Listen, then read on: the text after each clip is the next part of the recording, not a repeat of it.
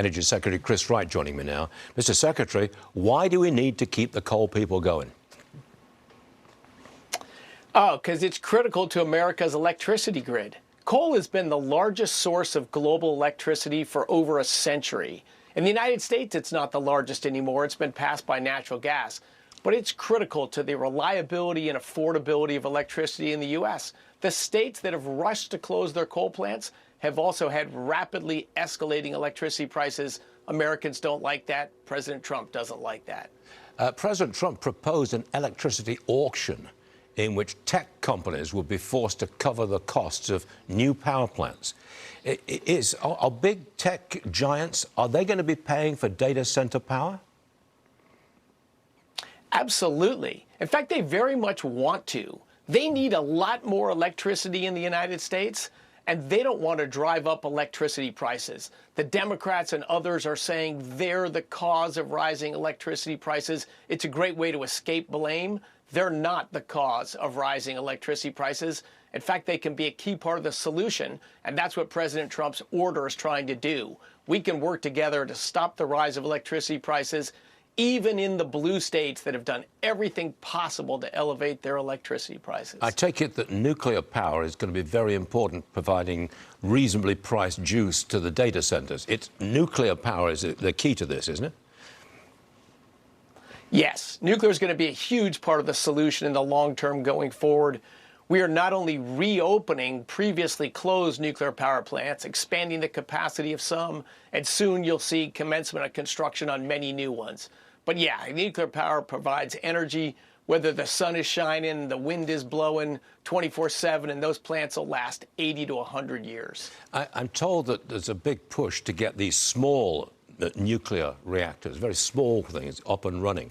And I'm told that it would normally take several years to get them in place. Can you speed it up? Doing everything we can to speed it up. And in fact, President Trump set an aggressive goal, said this is America, and we're going to have these new small modular reactors critical, meaning operating in their nuclear mode, by July 4 of this year. And we will achieve that. In fact, we will have multiple new small modular reactors critical running by July 4 of this summer. I'm very excited about that. And they are the same reactors that power our Navy ships around the world. Very similar, exactly. Those are essentially small modular reactors. So all different designs, trying to be cost efficient. They're scaled at different sizes depending upon applications. But it is an exciting new American technology. We'll deploy in this country, and ultimately it'll be a huge export market for us abroad. In fact, I'll be talking about them in Davos tomorrow. Yep. One more, if I may. I need to update the story on oil from Venezuela. Are we now actively selling the oil that we're taking from those tankers? Oh, absolutely. The American refinery base, think in Louisiana, Texas, the Gulf Coast, those refineries were built and tuned for Venezuelan crude when they were built 50 years ago. They're very anxious to get more of that Venezuelan crude into their refineries. And how much oil are we actually going to take? We'll take the majority of Venezuelan exports. We're going to sell it on the global marketplace, so European refineries will buy it, Asian refineries will buy it, but the majority of that Venezuelan crude will come to the United States.